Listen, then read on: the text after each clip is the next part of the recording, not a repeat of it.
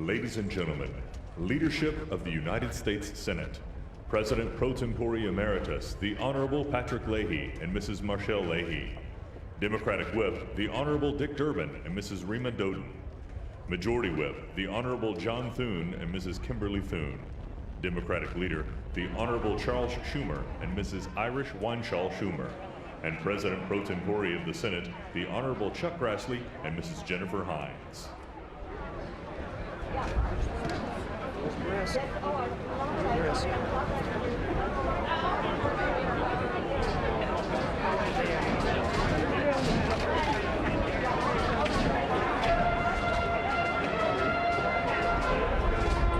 my gosh, it's going to be cold.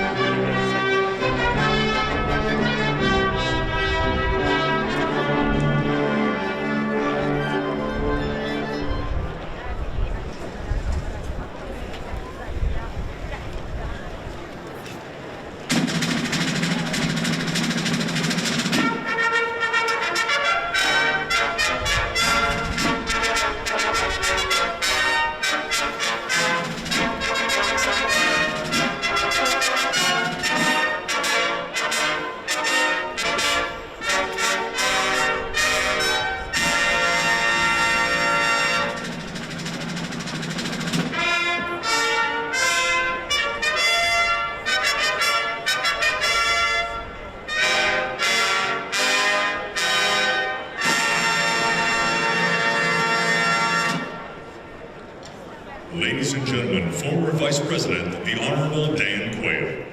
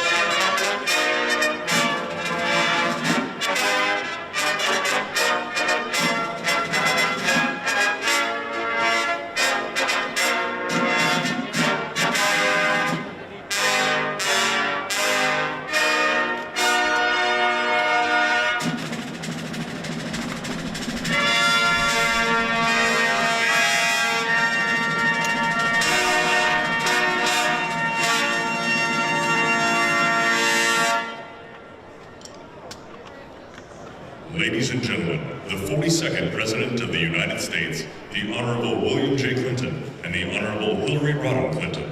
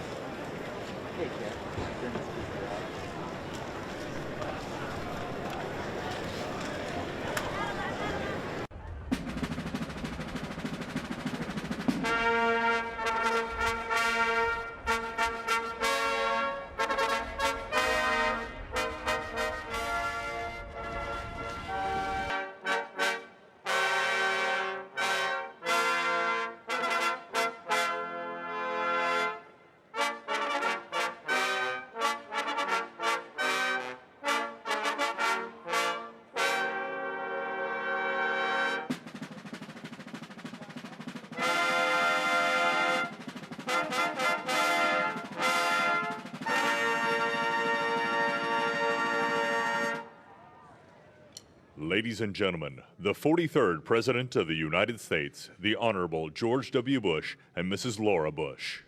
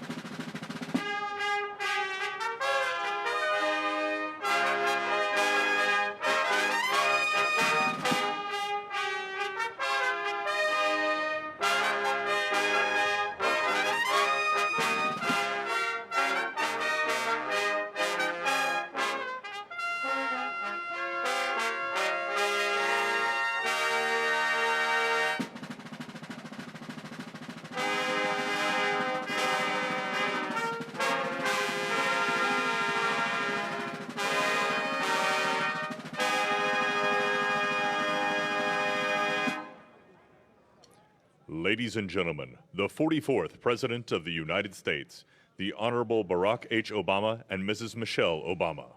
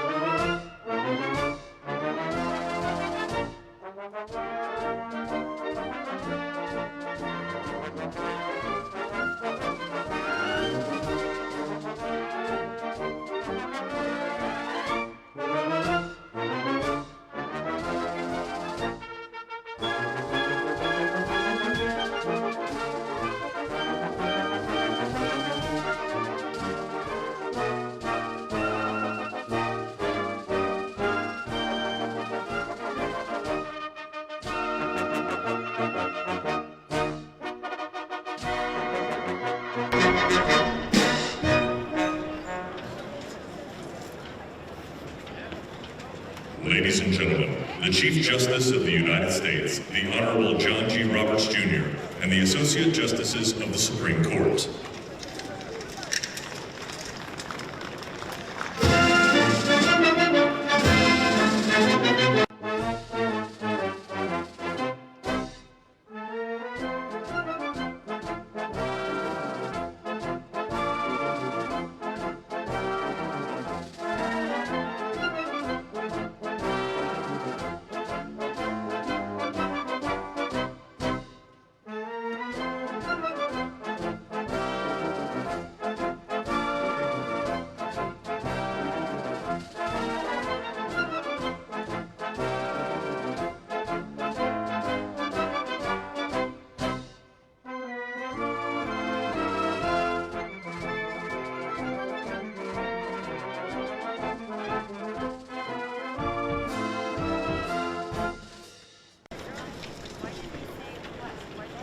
Ladies and gentlemen, the children of Vice President-elect Harris and Mr. Douglas Imhoff, Cole Mackin Imhoff, and Ella Rose Imhoff.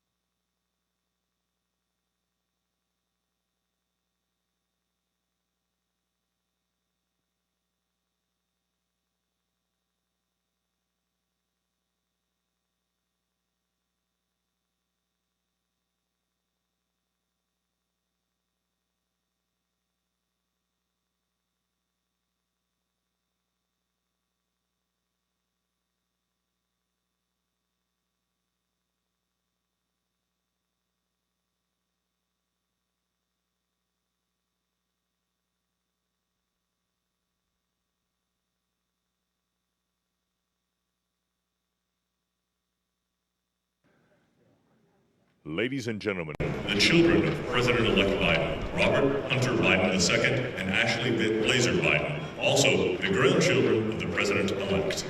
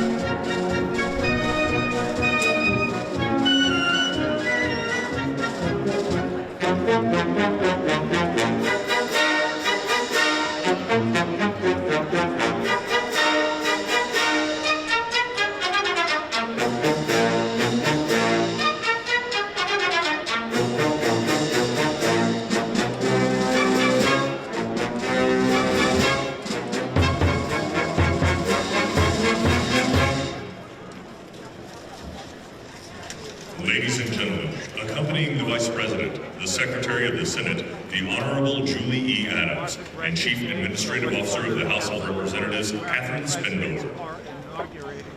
I am struck after covering a number of these inaugurations by the crowd size, obviously quite subdued compared to normal inaugurations due to COVID, also due to security concerns, but it is always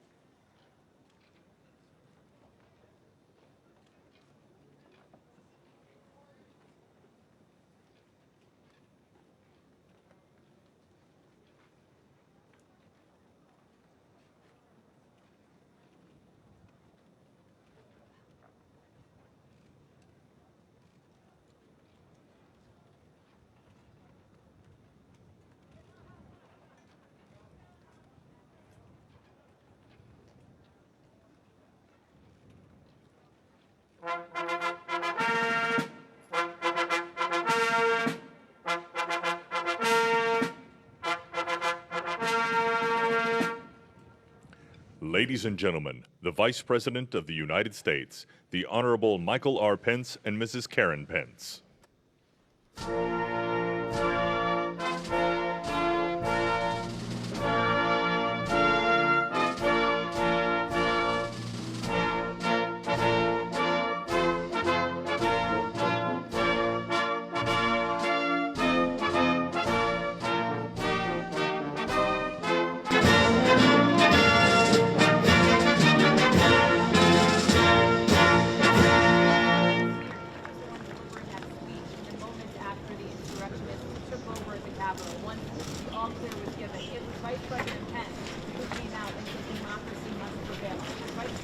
really good. Return to the Capitol to thank those National Guard troops that have moved in, not President Trump. The Vice President, for the last 4 days, has been traveling, thanking the troops, and conducting the peace with the officers.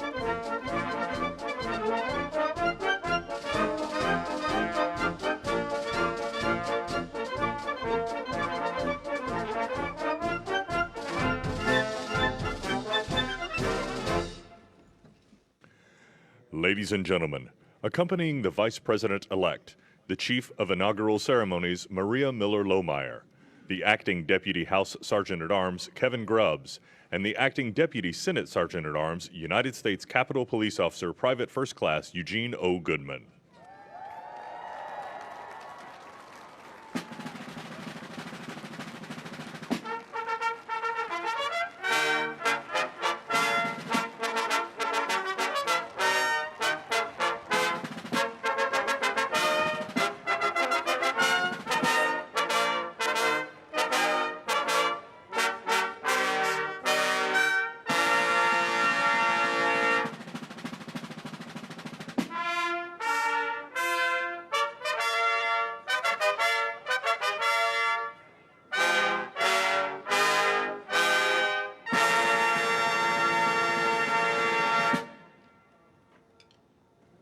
Ladies and gentlemen, the Vice President-elect of the United States, Kamala Devi Harris, and Mr. Douglas Emhoff.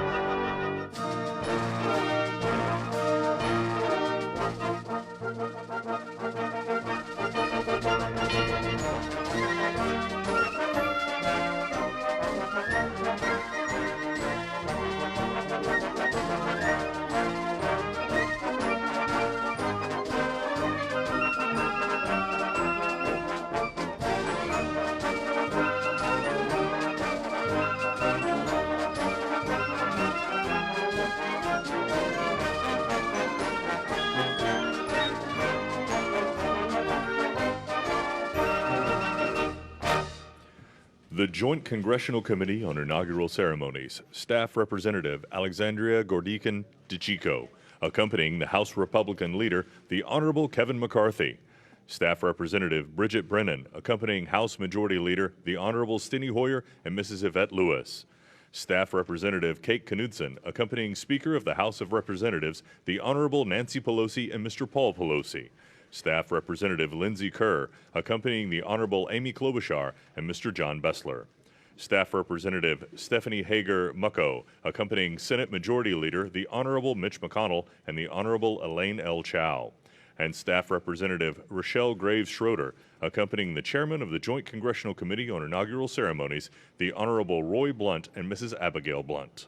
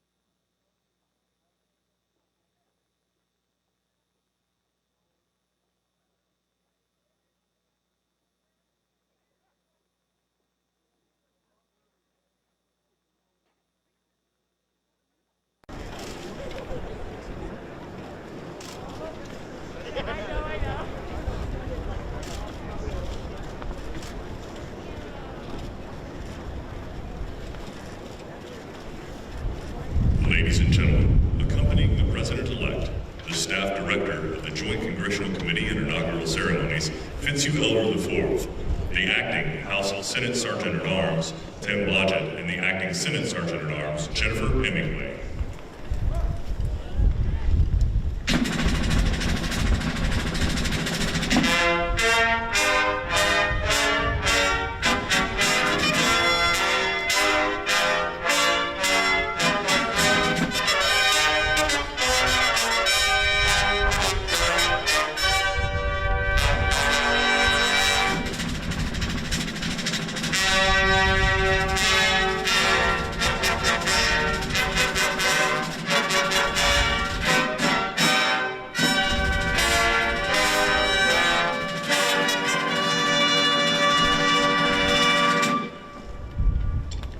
Ladies and gentlemen, the President-elect of the United States, Joseph Robinette Biden Jr. and Dr. Jill Biden.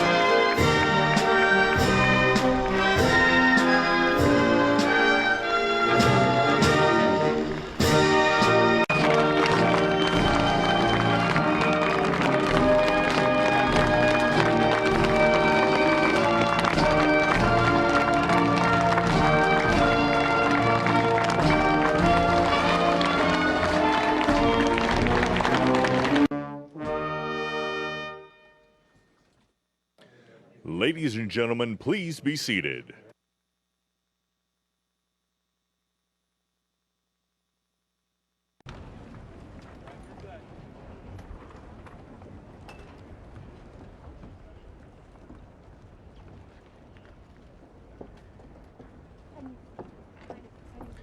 Please welcome the Honorable Amy Klobuchar.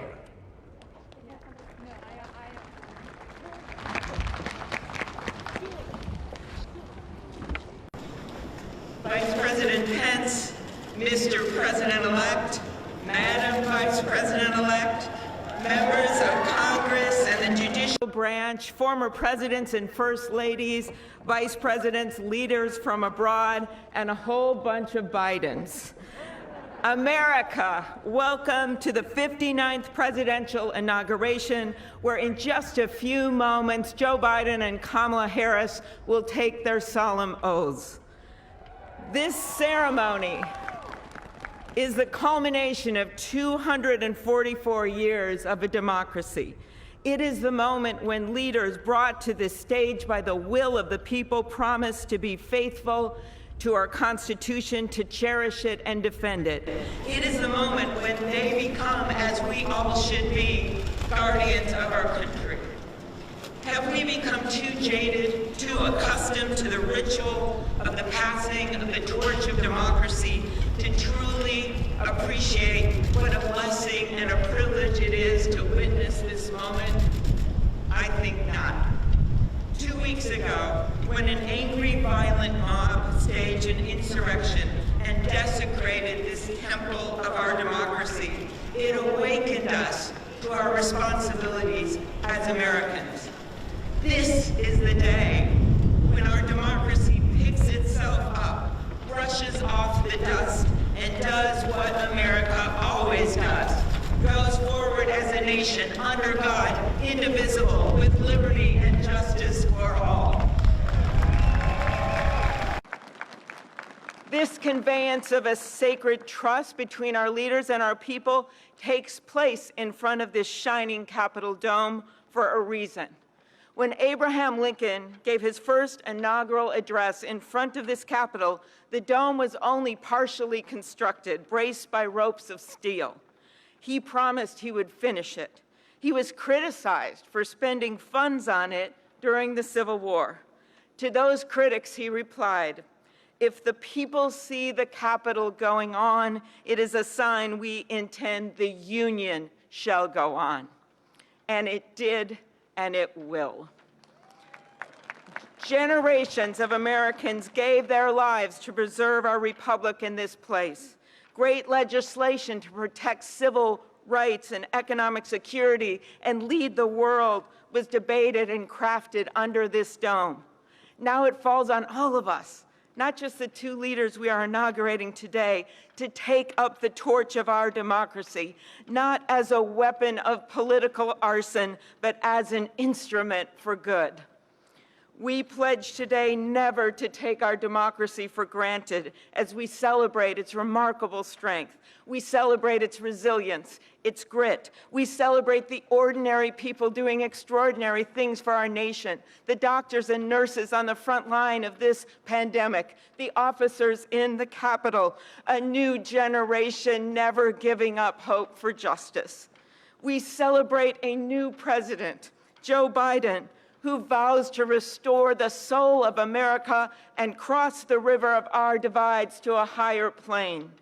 And we celebrate our first African American, first Asian American, and first woman vice president, Kamala Harris, who stands on the shoulders of so many on this platform who have forged the way to this day.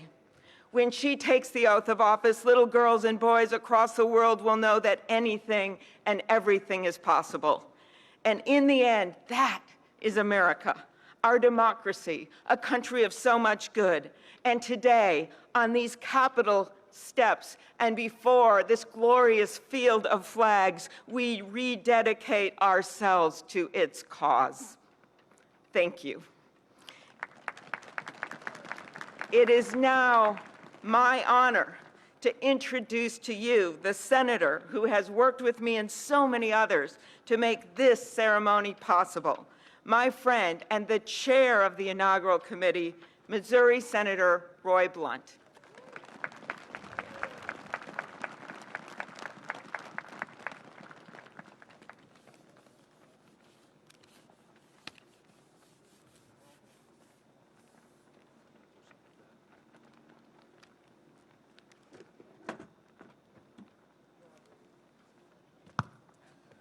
Well, I should have known when Senator Klobuchar got involved, at least there'd be a touch of snow up here this morning. Of all the things we'd considered, I don't think snow was on my agenda until I walked out the door a moment ago. But thank you, Senator Klobuchar, and thanks to the other members of the Joint Congressional Committee on the Inauguration as we officially begin the 59th inaugural ceremony. I also want to thank the Joint Committee staff and our partners, particularly our security partners, for the way they've dealt with unprecedented circumstances. When I chaired the inauguration 4 years ago, I shared President Reagan's 1981 description of this event as commonplace and miraculous.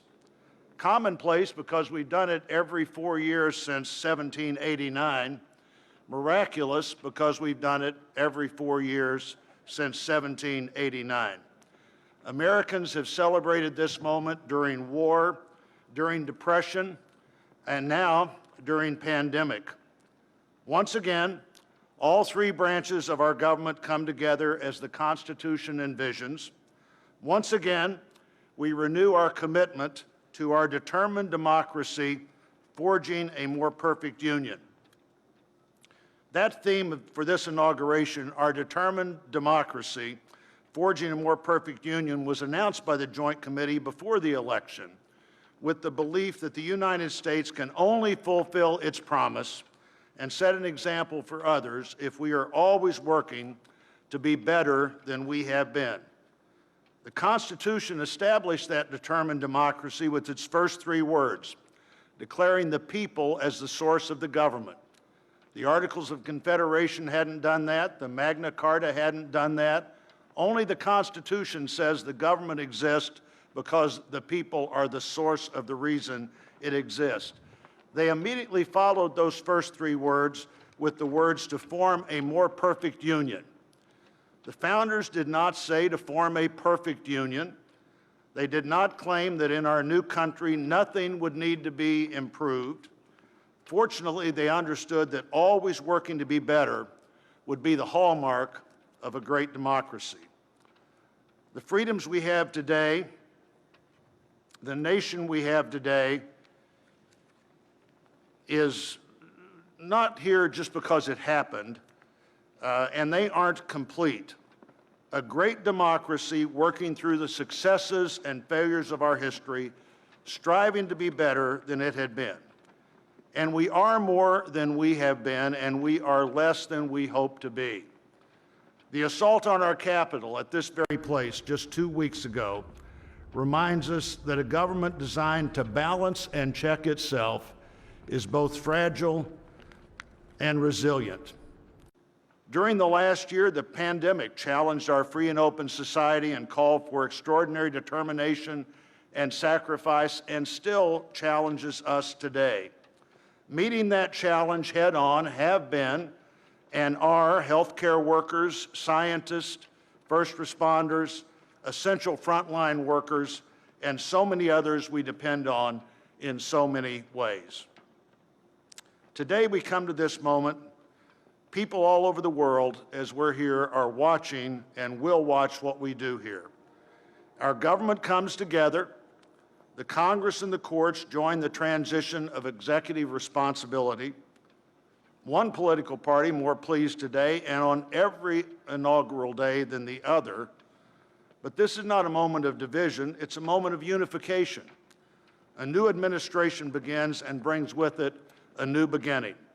And with that, our great national debate goes forward, and a determined democracy will continue to be essential in pursuit of a more perfect union and a better future for all Americans. What a privilege for me to join you today. Thank you.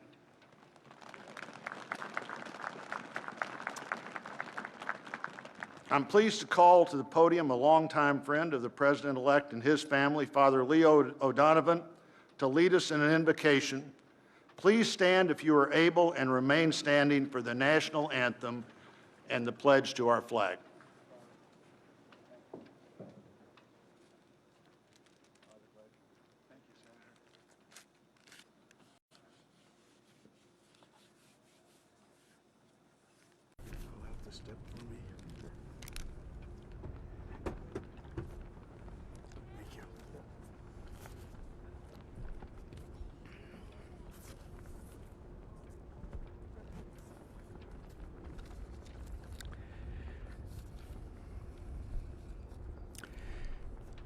Gracious and merciful God, at this sacred time we come before you in need, indeed on our knees.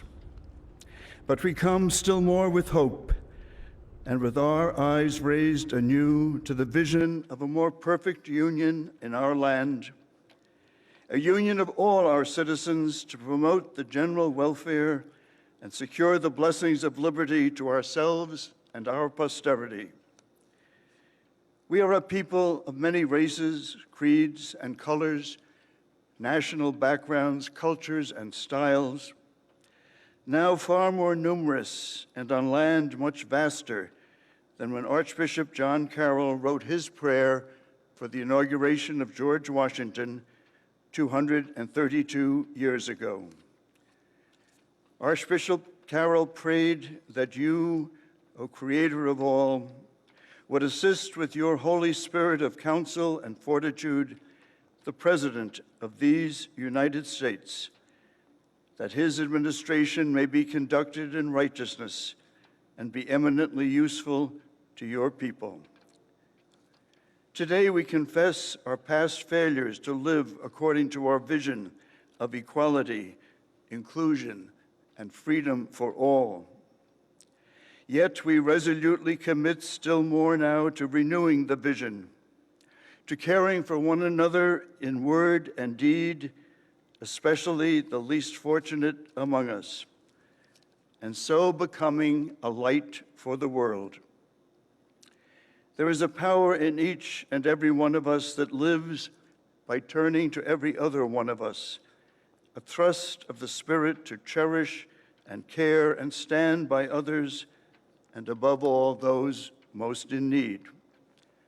It is called love, and its path is to give ever more of itself.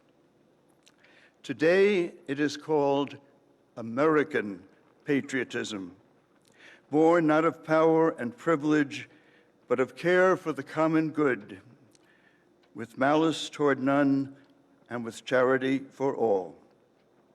For our new president, we beg of you the wisdom Solomon sought when he knelt before you and prayed for an understanding heart so that I can govern your people and know the difference between right and wrong. We trust in the counsel of the letter of James. If any of you lacks wisdom, you should ask God, who gives generously to all without finding fault, and it will be given to you. Pope Francis has reminded us how important it is to dream together. By ourselves, he wrote, we risk seeing mirages, things that are not there. Dreams, on the other hand, are built together. Be with us, holy mystery of love, as we dream together.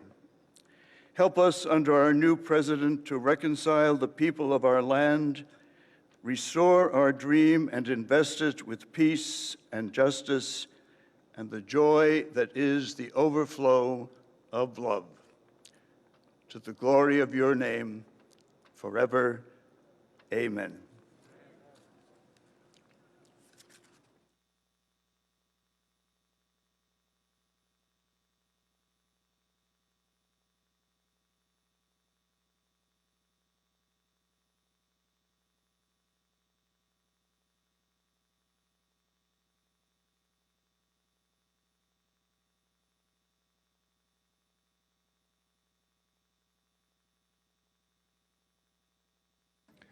Ladies and gentlemen, please remain standing for the presentation of our national colors by the Armed Forces Color Guard, the singing of our national anthem, and for the Pledge of Allegiance.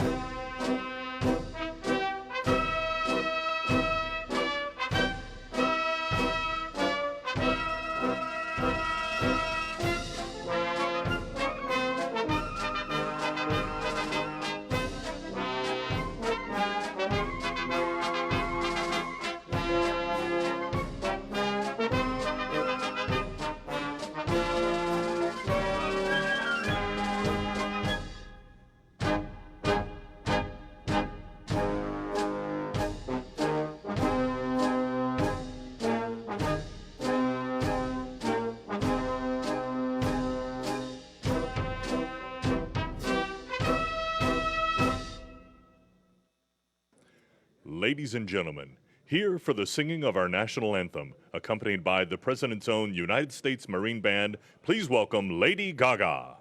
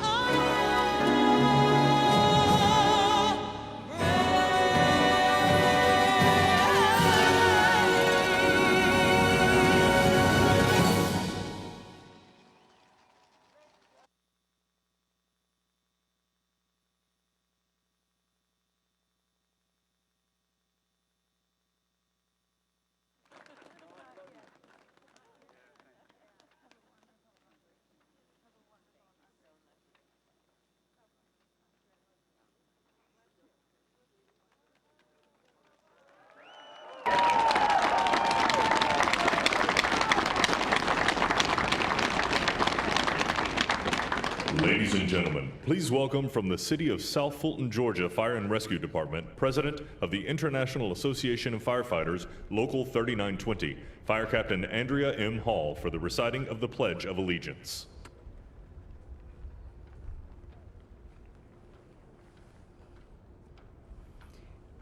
I pledge allegiance to the flag of the United States of America and to the republic for which it stands, one nation, under God, indivisible, with liberty and justice for all.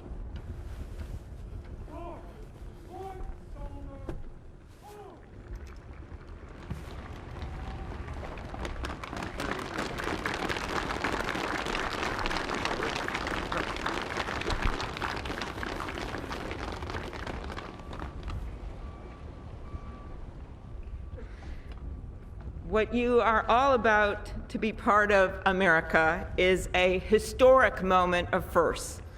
To administer the oath to our first African American, our first Asian American, and our first woman Vice President, Kamala Harris, it is my great privilege to welcome to the inaugural stage the first Latina to ever serve on the Supreme Court of the United States of America, Justice Sonia Sotomayor. Ladies and gentlemen, please remain standing for the oath of office, followed by musical honors.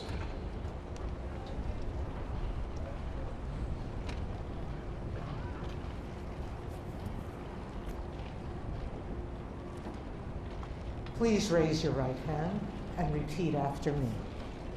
I, Kamala Davy Harris, do solemnly swear I, Kamala Davy Harris, do solemnly swear that I will support and defend the Constitution of the United States. that I will support and defend All enemies, foreign and domestic. That I will bear true faith and allegiance to the same. That I take this obligation freely, without any mental reservation or purpose of evasion. That I will well and faithfully discharge the duties of the office on which I am about to enter. So help me.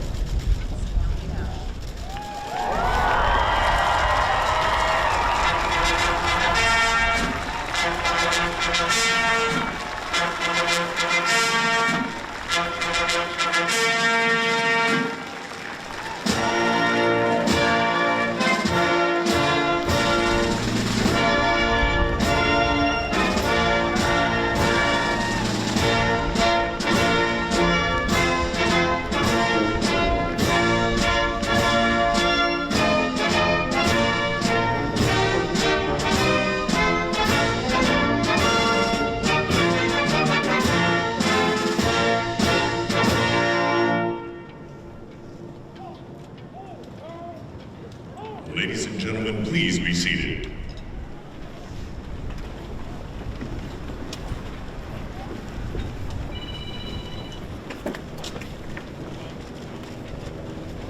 Please welcome Jennifer Lopez to perform This Land Is Your Land and America the Beautiful, accompanied by members of the President's Own United States Marine Band.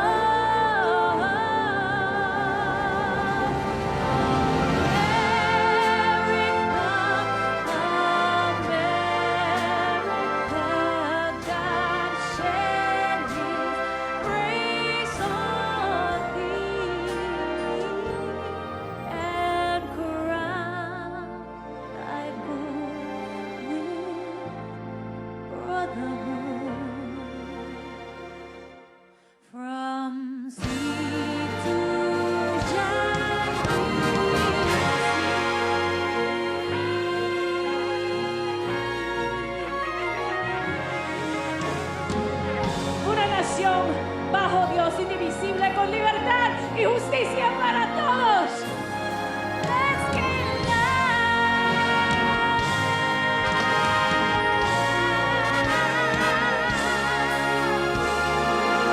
This land was made for you and me.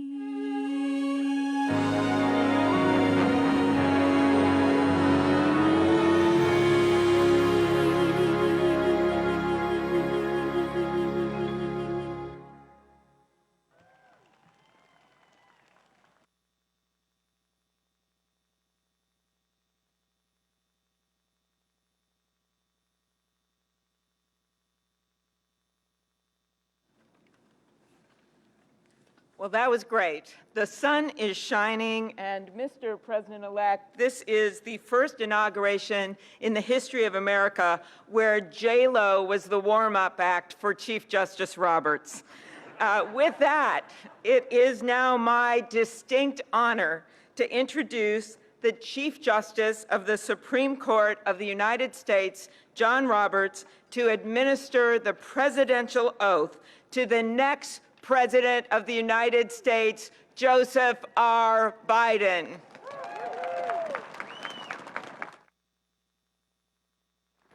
Ladies and gentlemen, please stand for the oath of office, followed by musical honors.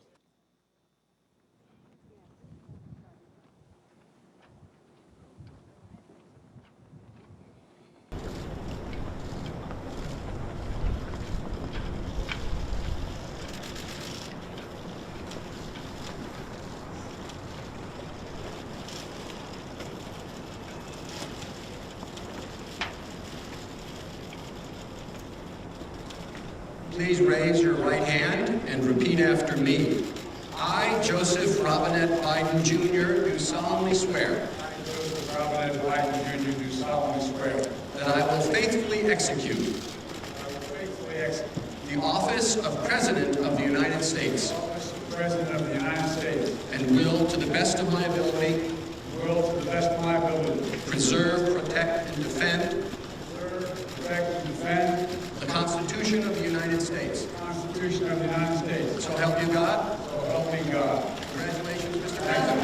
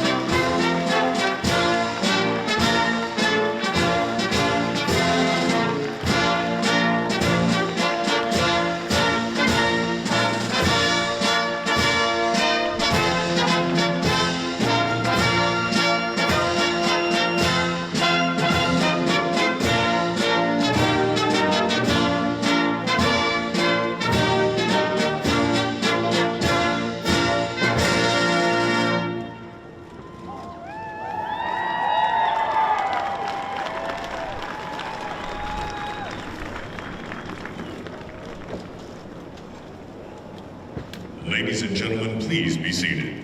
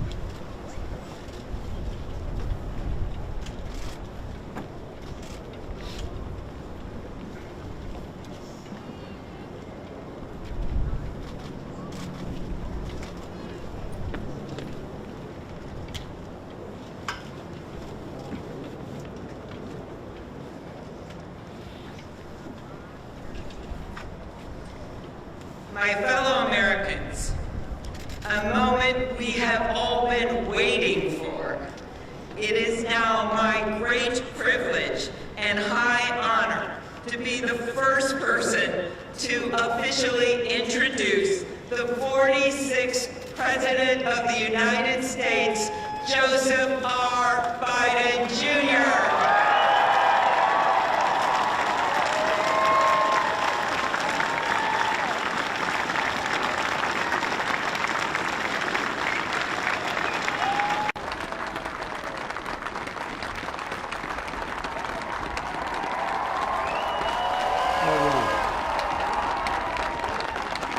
Chief Justice Roberts, Vice President Harris, Speaker Pelosi, Leader Schumer, Leader McConnell, Vice President Pence, and my distinguished guests, my fellow Americans. This is America's day.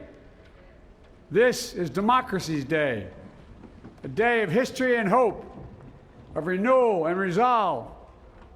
Through a crucible for the ages, America has been tested anew, and America has risen to the challenge. Today, we celebrate the triumph not of a candidate, but of a cause, the cause of democracy. The people, the will of the people has been heard, and the will of the people has been heeded. We've learned again that democracy is precious. Democracy is fragile. And at this hour, my friends, democracy has prevailed. So now, on this hallowed ground where just a few days ago, violence sought to shake the Capitol's very foundation, we come together as one nation, under God, indivisible, to carry out the peaceful transfer of power as we have for more than 2 centuries.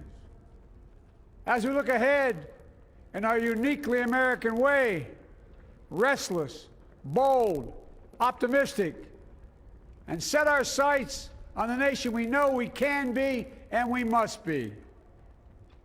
I thank my predecessors of both parties for their presence here today. I thank them from the bottom of my heart. And I know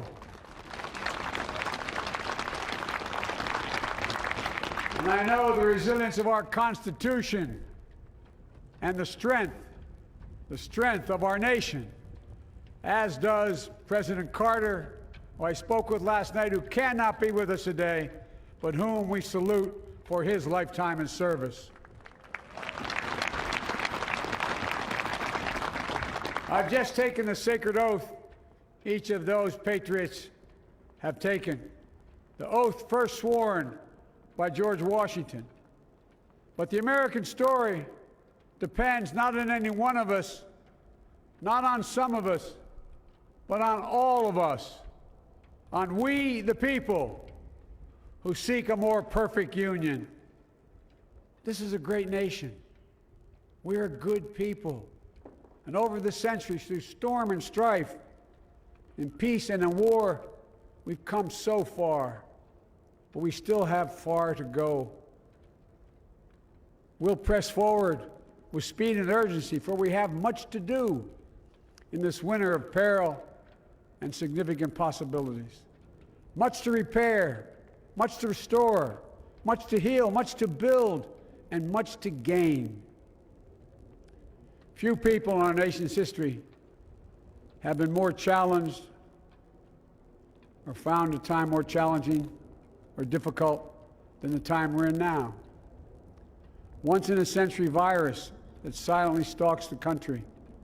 It's taken as many lives in 1 year as America lost in all of World War II. Millions of jobs have been lost. Hundreds of thousands of businesses closed. A cry for racial justice, some 400 years in the making, moves us. The dream of justice for all will be deferred no longer. A cry for survival comes from the planet itself, a cry that can't be any more desperate are any more clear. And now, a rise of political extremism, white supremacy, domestic terrorism that we must confront and we will defeat. To overcome these challenges, to restore the soul and secure the future of America, requires so much more than words. It requires the most elusive of all things in a democracy: unity. Unity. In another January, on New Year's Day in 1863, Abraham Lincoln signed the Emancipation Proclamation. When he put pen to paper, the president said, and I quote, "If my name ever goes down into history, it'll be for this act, and my whole soul is in it." My whole soul is in it. Today, on this January day, my whole soul is in this, bringing America together, uniting our people, uniting our nation. And I ask every American to join me in this cause.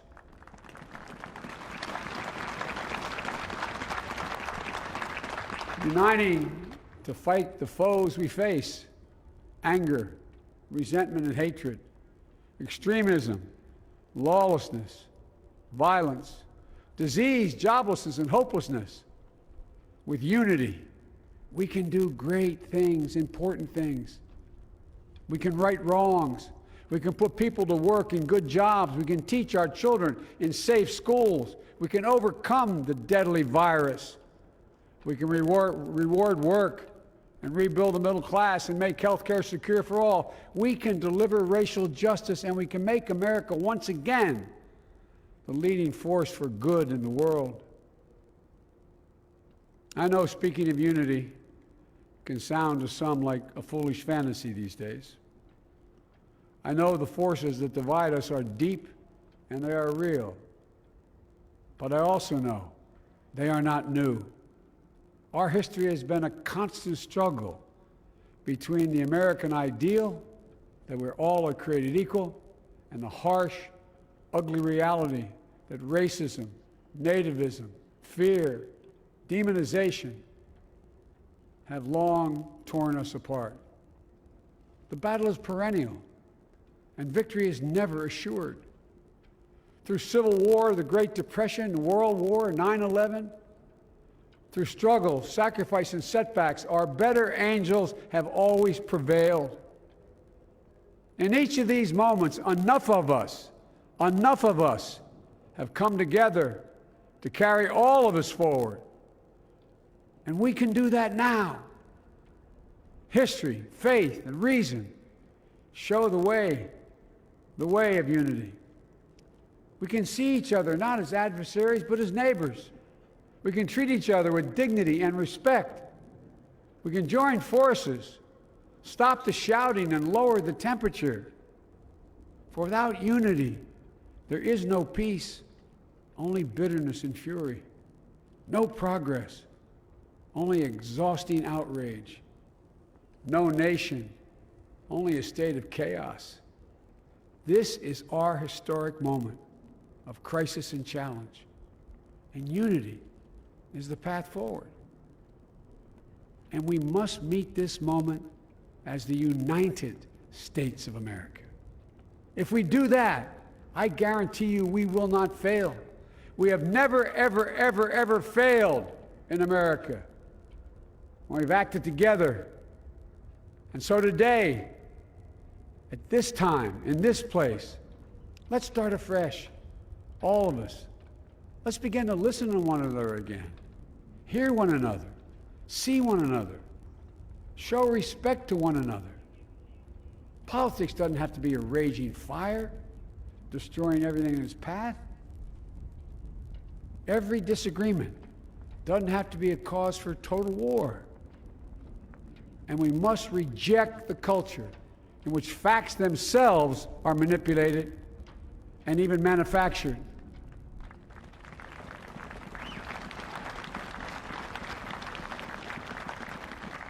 My fellow Americans, we have to be different than this. America has to be better than this. And I believe America is so much better than this. Just look around. Here we stand in the shadow of the Capitol Dome, as was mentioned earlier, completed amid the Civil War, when the Union itself was literally hanging in the balance. Yet we endured. We prevailed. Here we stand, looking out on the great mall where Dr. King spoke of his dream. Here we stand where 108 years ago, at another inaugural, thousands of protesters tried to block brave women marching for the right to vote. And today, we mark the swearing in of the first woman in American history elected to national office, Vice President Kamala Harris. Don't tell me things can't change. Here we stand across the Potomac from Arlington Cemetery, where heroes who gave the last full measure of devotion rest in eternal peace. And here we stand, just days after a riotous mob thought they could use violence to silence the will of the people, to stop the work of our democracy, to drive us from this sacred ground. It did not happen. It will never happen. Not today, not tomorrow, not ever. Not ever.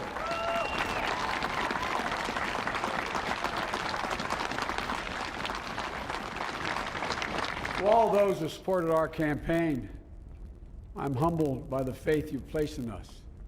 To all those who did not support us, let me say this. Hear me out as we move forward. Take a measure of me and my heart. And if you still disagree, so be it. That's democracy. That's America. The right to dissent peaceably within the guardrails of our republic is perhaps this nation's greatest strength. Yet hear me clearly. Disagreement must not lead to disunion. And I pledge this to you. I will be a president for all Americans. All Americans. And I promise you, I will fight as hard for those who did not support me as for those who did.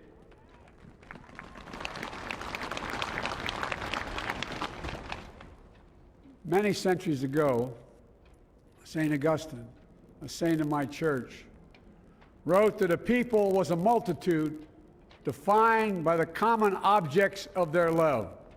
Defined by the common objects of their love. What are the common objects we as Americans love that define us as Americans? I think we know. Opportunity, security, liberty, dignity, respect, honor, and yes, the truth. Recent weeks and months have taught us a painful lesson. There is truth and there are lies. Lies told for power and for profit. And each of us has a duty and a responsibility as citizens, as Americans, and especially as leaders. Leaders who have pledged to honor our Constitution and protect our nation, to defend the truth and defeat the lies. Look, I understand that many of my fellow Americans view the future with fear and trepidation. I understand they worry about their jobs. I understand, like my dad, they lay in bed wondering, can I keep my health care? Can I pay my mortgage? Thinking about their families, about what comes next.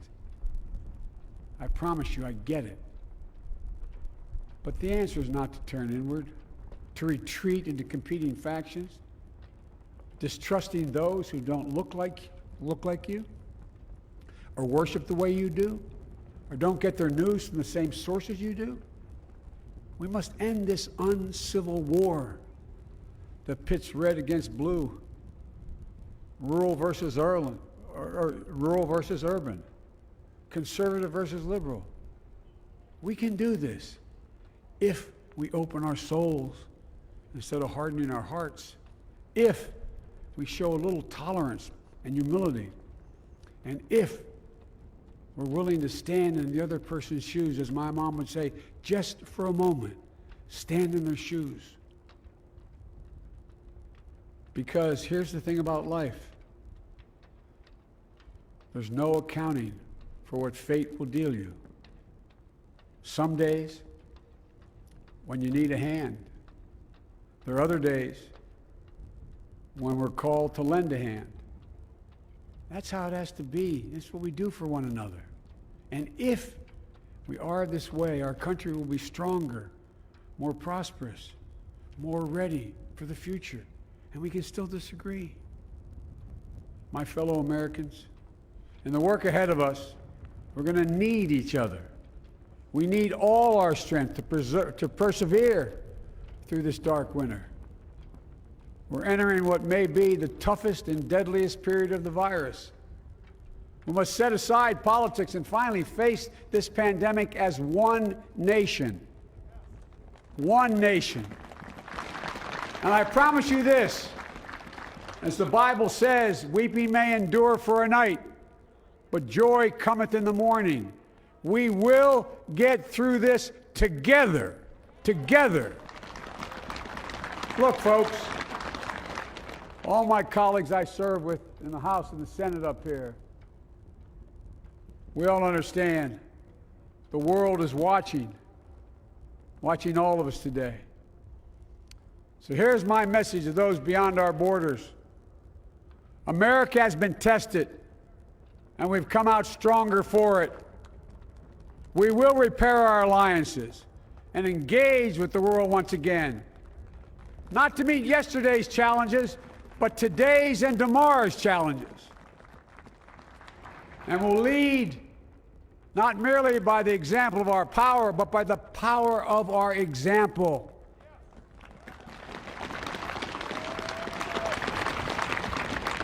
We'll be a strong and trusted partner for peace, progress, and security. Look, you all know we've been through so much in this nation. And in my first act as president, I'd like to ask you to join me in a moment of silent prayer. Remember all those who we lost in this past year to the pandemic. Those 400,000 fellow Americans, moms, dads, husbands, wives, sons, daughters, friends, neighbors, and co-workers. We'll honor them by becoming the people and the nation we know we can and should be. So I ask you, let's say a silent prayer for those who've lost their lives and those left behind, and for our country.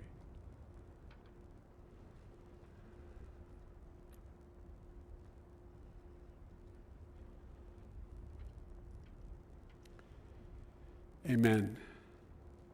Folks, this is a time of testing.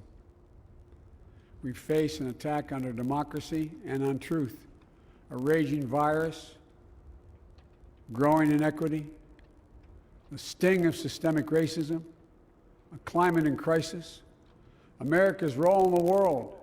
Any one of these would be enough to challenge us in profound ways. But the fact is, we face them all at once, presenting this nation with one of the gravest responsibilities we've had. Now we're going to be tested. Are we going to step up, all of us?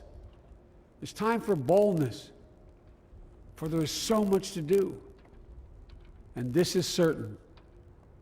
I promise you, we will be judged, you and I, by how we resolve these cascading crises of our era. We will rise to the occasion is the question. Will we master this rare and difficult hour? Will we meet our obligations and pass along a new and better world to our children? I believe we must. I'm sure you do as well. I believe we will.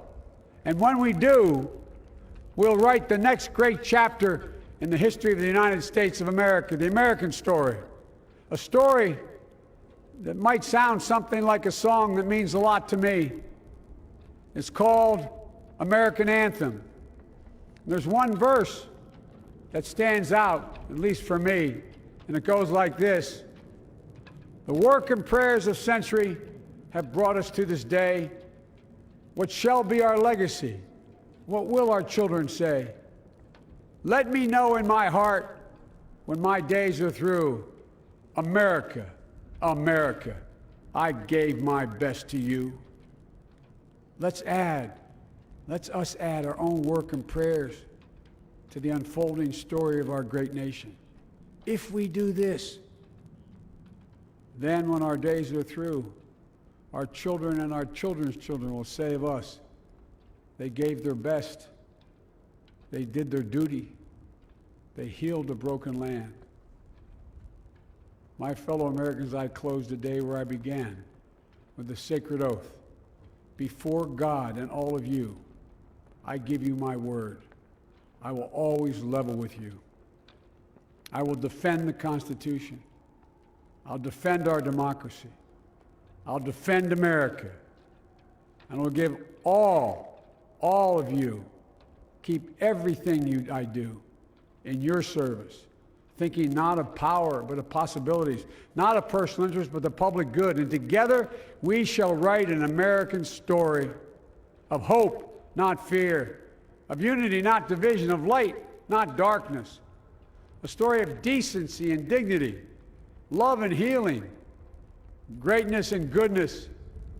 May this be the story that guides us, the story that inspires us, and the story that tells ages yet to come that we answered the call of history. We met the moment. Democracy and hope, truth and justice did not die on our watch but thrived. That America secured liberty at home and stood once again as a beacon to the world. That is what we owe our forebears, one another, and generation to follow. So, with purpose and resolve, we turn to those tasks of our time, sustained by faith, driven by conviction, and devoted to one another and the country we love with all our hearts. May God bless America, and may God protect our troops. Thank you, America.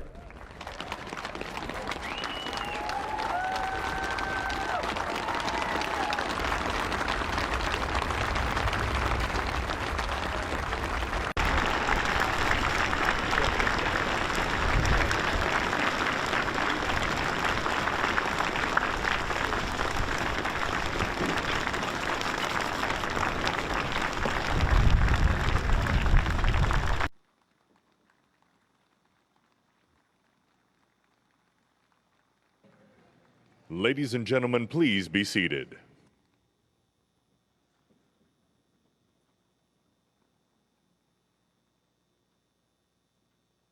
Ladies and gentlemen, please welcome Garth Brooks to perform Amazing Grace.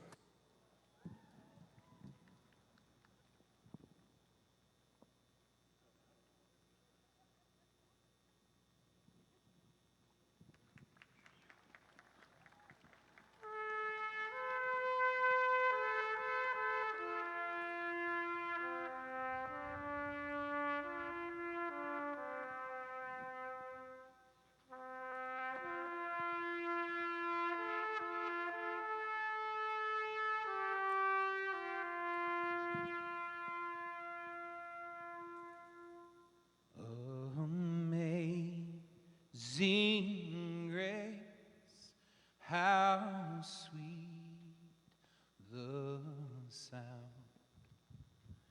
that saved a wretch like me. I was lost, but now I'm found. Was blind, but now I see. When we've been there 10,000 years, bright shining as the sun, we've no less days to sing God's praise than when we first begun. If I can ask you to sing this last verse with me. not just the people here, but the people at home, at work, as one, united. Amazing grace, how sweet the sound that saved a wretch like me. I once was lost, but now I'm found. Was blind, but now I see.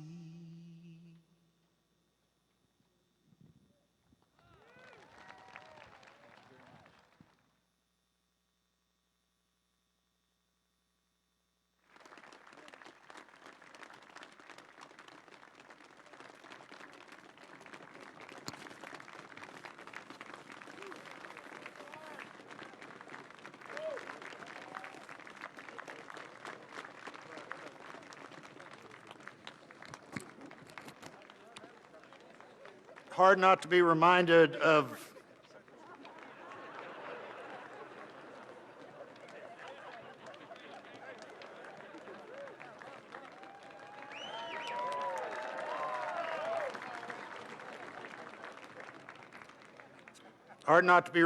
President Obama's singing that same song at the Mother Emanuel Church. A song that in our culture is as close to both poetry and prayer as you could possibly come. And we're going to finish with those two things. Let me introduce Amanda Gorman, our nation's first ever National Poet Laureate.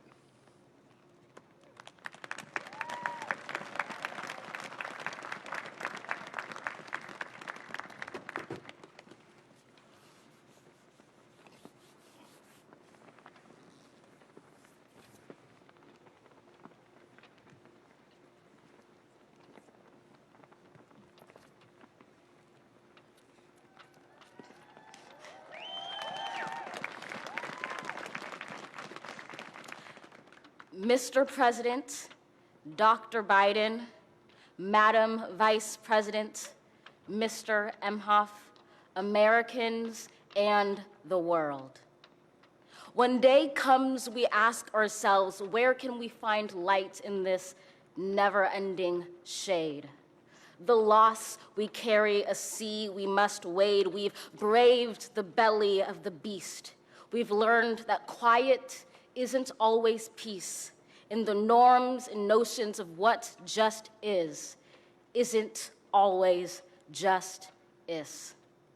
And yet the dawn is ours before we knew it. Somehow we do it. Somehow we've weathered and witnessed a nation that isn't broken, but simply unfinished. We, the successors of a country and a time where a skinny black girl descended from slaves and raised by a single mother can dream of becoming president, only to find herself reciting for one.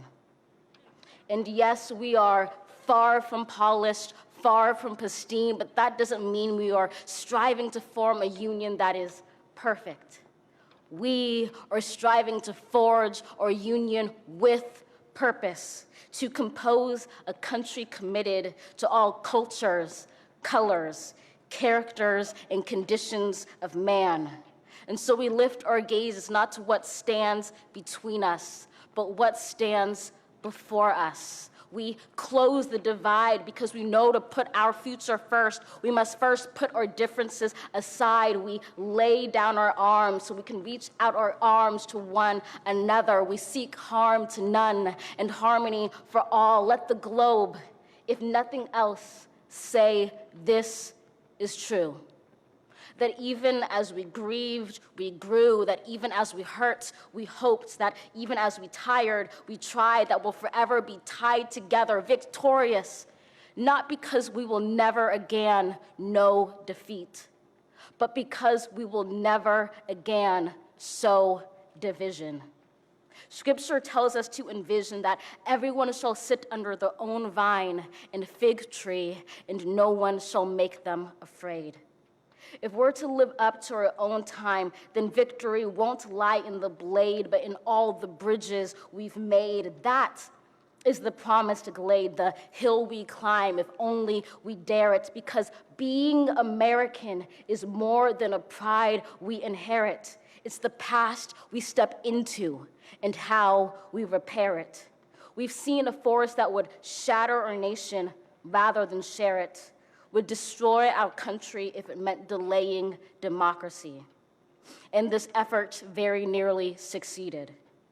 But while democracy can be periodically delayed, it can never be permanently defeated. In this truth, in this faith we trust, for while we have our eyes on the future, history has its eyes on us. This is the era of just redemption. We feared it at its inception. We did not feel prepared to be the heirs of such a terrifying hour, but within it we found the power to author a new chapter, to offer hope and laughter to ourselves. So, while once we asked, how could we possibly prevail over catastrophe? Now we assert, how could catastrophe possibly prevail over us? We will not march back to what was, but move to what shall be, a country that is bruised but whole, benevolent but bold, fierce and free. We will not be turned around or interrupted by intimidation, because we know our inaction and inertia will be the inheritance of the next generation. Our blunders become their burdens. But one thing is certain: if we merge mercy with might and might with right, then love becomes our legacy and change our children's birthright. So let us leave behind a country better than the one we were left. With every breath from my bronze-pounded chest, we will raise this wounded world into a wondrous one. We will rise from the gold-limbed hills of the West. We will rise from the wind-swept Northeast, where our forefathers first realized revolution. We will rise from the lake-rimmed cities of the Midwestern states. We will rise from the sun-baked South. We will rebuild, reconcile, and recover in every known nook of our nation, in every corner called our country. Our people, diverse and beautiful, will emerge battered and beautiful. When day comes, we step out of the shade, aflame and unafraid. The new dawn blooms as we free it. For there is always light, if only we're brave enough to see it, if only we're brave enough to be it.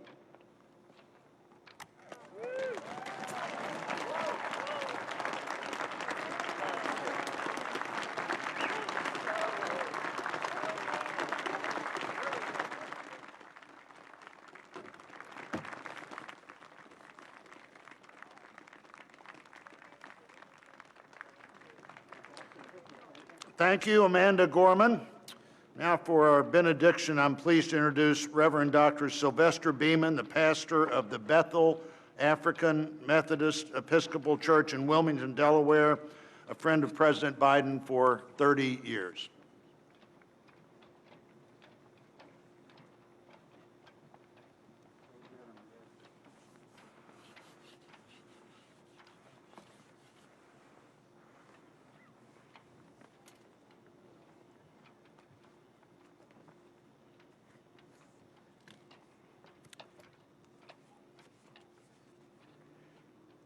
As a nation and people of faith gathered in this historical moment, let us unite in prayer.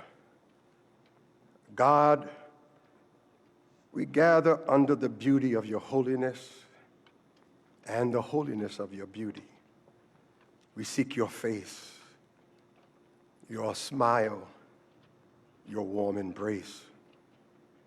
We petition you once more in this celebration. We pray for divine favor upon our President, Joseph R. Biden, and our First Lady, Dr. Jill Biden, and their family. We further ask that you would extend the same favor upon our Vice President, Kamala D. Harris, and our second gentleman, Doug Emhoff, and their family. More than ever, they and our nation need you. We need you, for in you we discover our common humanity. In our common humanity, we will seek out the wounded and bind their wounds. We will seek healing for those who are sick and diseased. We will mourn our dead. We will befriend the lonely, the least, and the left out.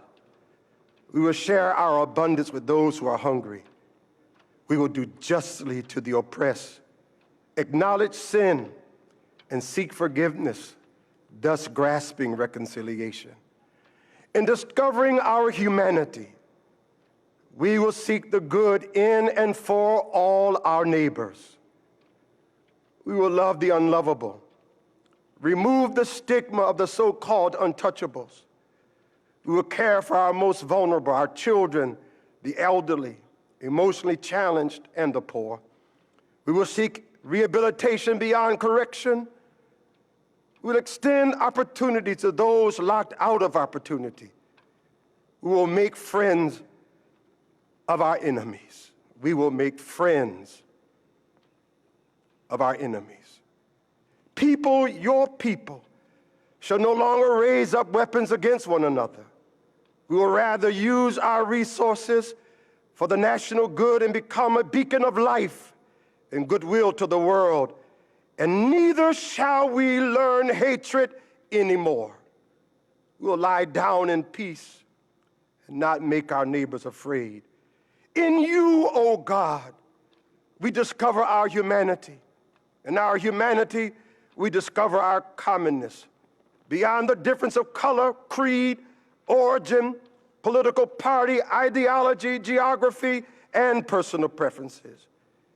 We'll become greater stewards of your environment, preserving the land, reaping from it a sustainable harvest, and securing its wonder and miracle-giving power for generations to come.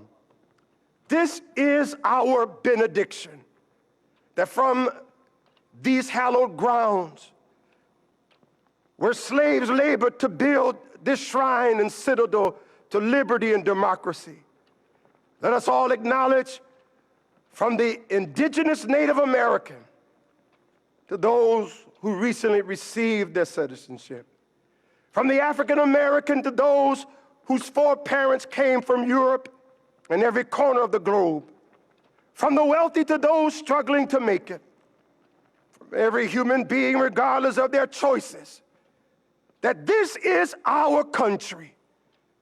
As such, teach us, O God. As such, teach us, O God, to live in it, love in it, be healed in it, and reconcile to one another in it, lest we miss kingdom's goal. To your glory, majesty, dominion, and power forever. Hallelujah. Glory, hallelujah. In the strong name of our collective faith, amen. Please remain standing as the Armed Forces Color Guard retires our national colors.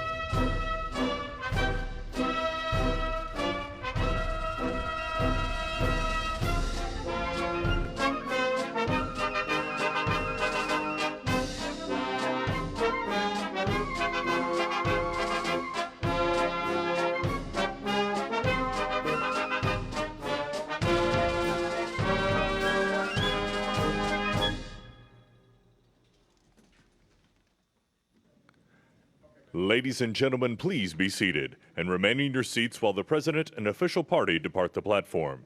For safety reasons, your ushers will release your section in an organized manner, following the playing of our national march, The Stars and Stripes Forever.